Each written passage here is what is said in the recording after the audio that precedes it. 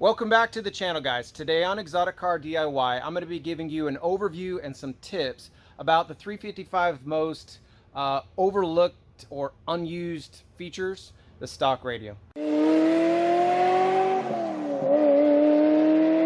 So the 355 actually has two sound systems. The one at the back is built by Ferrari.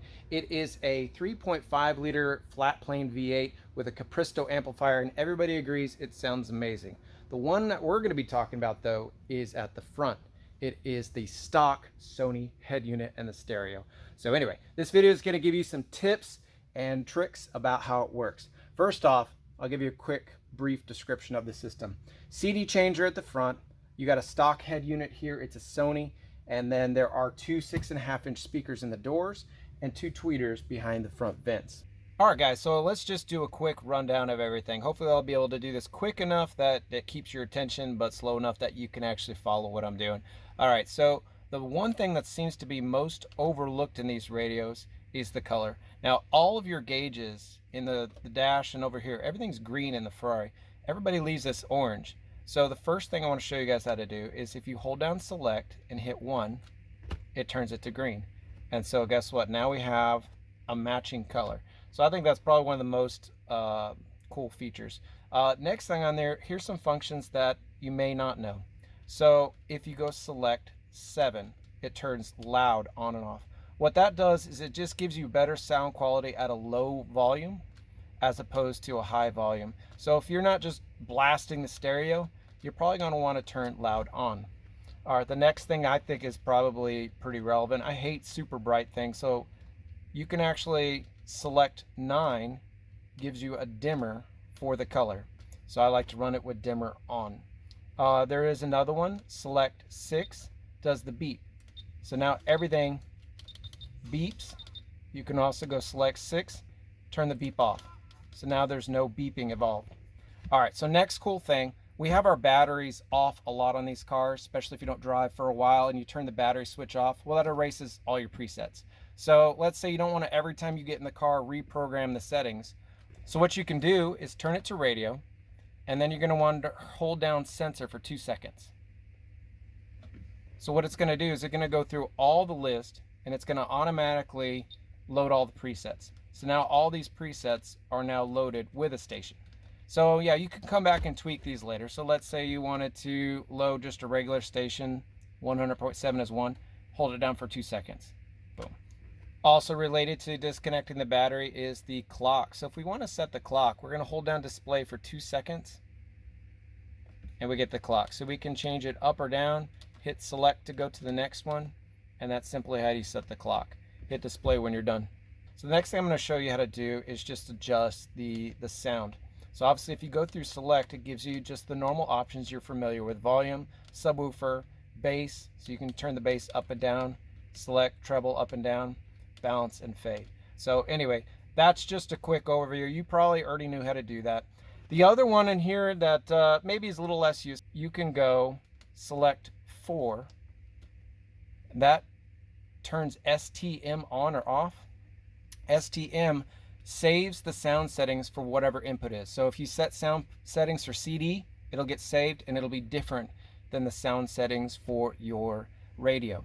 Some other radio functions: pushing list will go through all your stations instead of using the buttons. Not a big deal. If you really care, you can actually hold down list for 2 seconds, and then you can name your station name if you want. Not sure why you'd want to do that, but you could. So now that one is labeled that, BCC. And one more thing on the radio. So you see how that's stereo. If you get in the scratchy reception, if you just, you can, well, I don't know what local does, I haven't figured that out. Mono, you can turn mono off that to get better reception, or just turn it back to stereo if you'd like to get better reception on your radio stations. Okay, moving on to the CD changer. So we're just going to hit the CD changer. Obviously now we're showing CD, disc 4, track 12.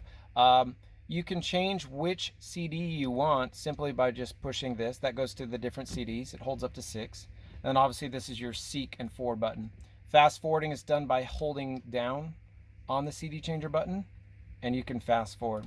So a couple other cool things that you might not know about on this. Obviously, Same thing, has the list button. If your songs are named, you can actually scroll through it. Probably don't need to know that. Here's some of the cool things. So if we hit intro, it'll play the first 10 seconds of each song. And then you can just, when you're done listening to intro, you can just turn it off and stop on the song you want. Shuffle. There are a couple different shuffle modes. Shuffle 1 will shuffle through whatever disc you're on now. So if you're on disc 4, it's just going to go and play. It'll randomly select the next song on disc 5, but it'll stay on disc 5. Now you can go to shuffle 2. See how it says shuffle 2? That will actually shuffle through all 6 discs. And but obviously it takes a long time to change between discs. So I really wouldn't recommend that too much.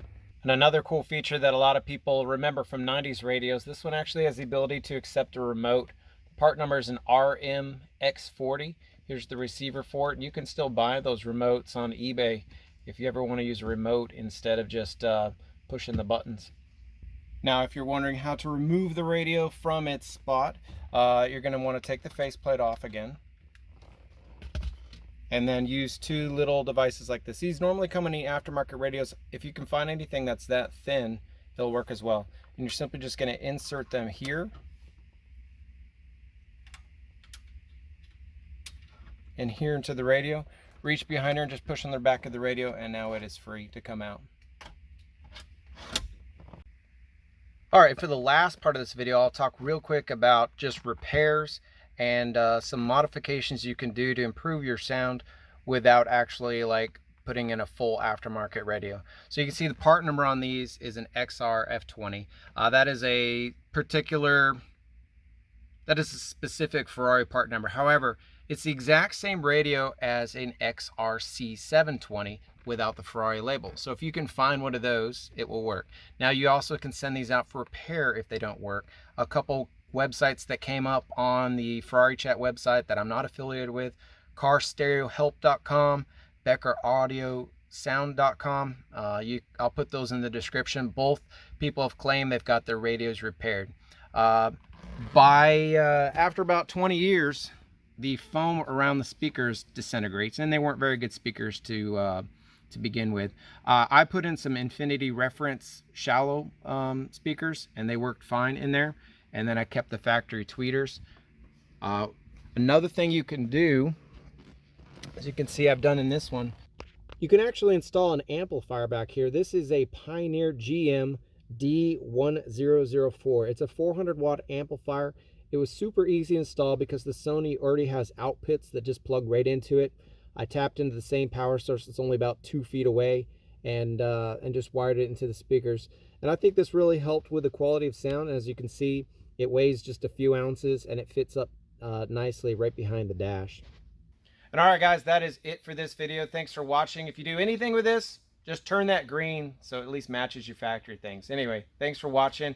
Hit a like and subscribe. Just helps me out. Thanks, guys.